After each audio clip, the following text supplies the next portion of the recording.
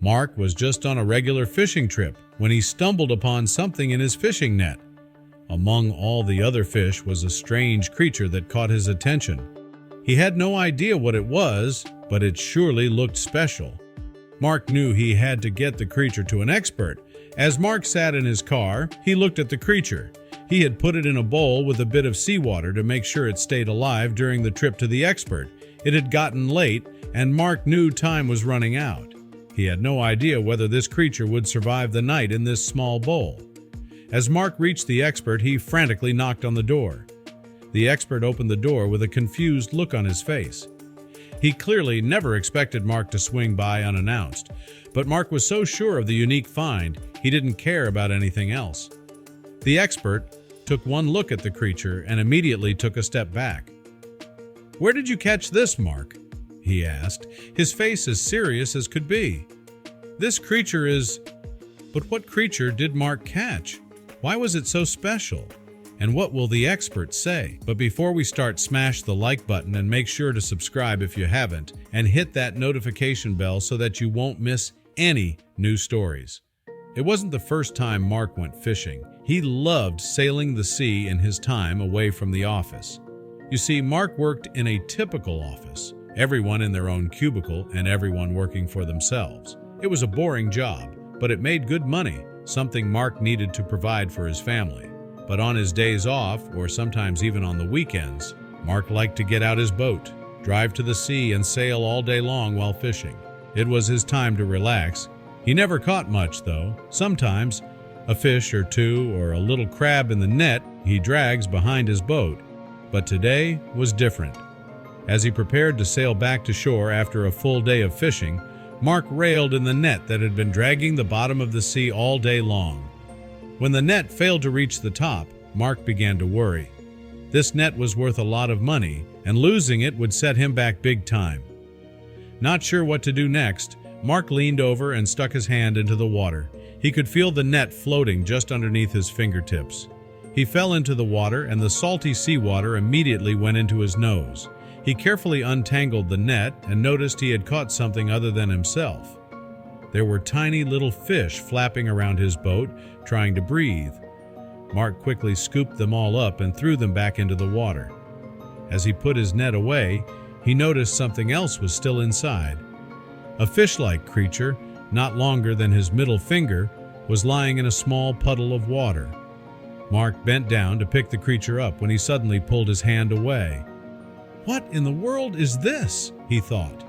The creature was safe in the water, so Mark quickly grabbed his phone to take a picture.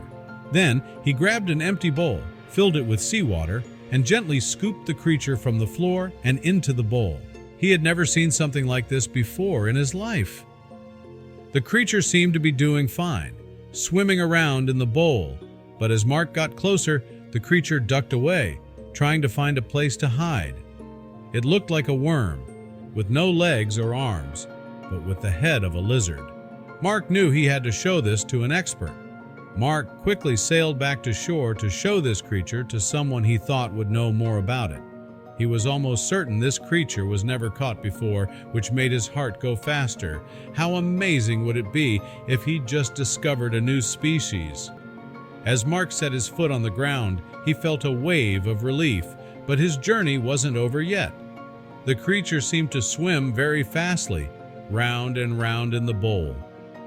Mark figured it was just scared, or maybe it didn't like the sunlight as it had always been in the sea. He put a small towel over the bowl and headed out. But on the short walk to his car, Mark was stopped several times. His nosy neighbors wanted to know what happened when they saw the coastal guard towing Mark's boat to shore. Mark brushed it off as engine failure, unwilling to share the truth, which could quickly spread through the town. Late in the evening, Mark sat in his car, contemplating his next move. The creature he found was unlike anything he'd seen, and he didn't even know what to feed it. Despite the hour, he decided to visit Theo, the one expert he trusted. If Theo wasn't home, Mark would take the creature back with him. Mark knocked on Theo's door, interrupting a romantic candlelit dinner. Though hesitant, Theo let him in after Mark's insistence. Theo's date, Clara, was visibly annoyed but curious. Mark unveiled the glowing, bioluminescent creature, stunning everyone in the room. Its graceful movements and shifting colors mesmerized Clara, sparking her journalistic instincts, while Theo, despite his initial reluctance, couldn't resist the scientific mystery. By the next morning, Theo's living room had become a makeshift laboratory. Microscopes, journals, and test tubes cluttered the space as Theo studied the creature. Its patterns and behavior were unlike anything in marine biology, sparking hypotheses about its origins. The creature's bioluminescent signals seemed to respond to external stimuli like sounds and human emotions, leading Mark to suggest it might be trying to communicate. Clara joined the research, diving into archives, interviewing sailors, and uncovering folklore about mysterious luminescent creatures. She found whispered tales of guardians of ancient sea secrets. One evening, Theo stumbled upon an old text describing luminarians, legendary beings that closely resembled the creature. These myths, now possibly real, added a profound weight to their discovery. As whispers of the creature spread, social media amplified the buzz. Local gossip turned into a media frenzy, with journalists camping outside Theo's house. The town was divided. Some viewed it as a marvel, others dismissed it as a hoax. Clara managed the media storm, but the team was overwhelmed by attention. One day, a letter arrived from a prestigious marine research laboratory, offering to assist in studying the creature. This discovery had become much more than they anticipated, raising questions about whether to keep their work private or share it with the world. An official-looking letter arrived, stamped with the emblem of a renowned marine research laboratory. The letter was cordial but direct. Representatives of the lab expressed interest in studying the creature, promising advanced facilities and humane research methods. However, their claim that the creature was theirs to study created tension. The trio faced a daunting decision. The town square buzzed with arguments. Some insisted the creature's freedom was paramount, while others advocated for scientific exploration. Cafes and homes resonated with these discussions, creating a community divide. One evening, Mark confided in Clara about a near-drowning experience, drawing parallels to the creature's plight. "It's yearning for freedom," he said, his voice trembling. Clara recognized his deep connection and empathized with his resolve. Theo, torn between scientific discovery and ethics, struggled internally. At town meetings, he mediated opposing views, but the weight of the decision left him sleepless. Clara's journalist instincts clashed with her emotions. Torn between capturing an exclusive story and her growing bond with Mark, Theo, and the creature, she questioned her priorities. News of the creature spread, drawing environmental groups to the town. Protests and placards demanding "Free the Luminary" brought media attention, intensifying pressure on the trio. One stormy night in Mark's boathouse, the trio resolved to release the creature. With Theo's knowledge of marine safety and Mark's understanding of sea routes, they meticulously planned every detail, from transport to release. A journalist, suspicious of their activities, unexpectedly visited Theo, rattling their nerves.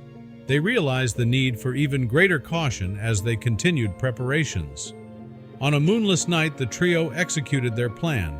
Hearts pounding, they carefully moved the creature into a portable tank and set off.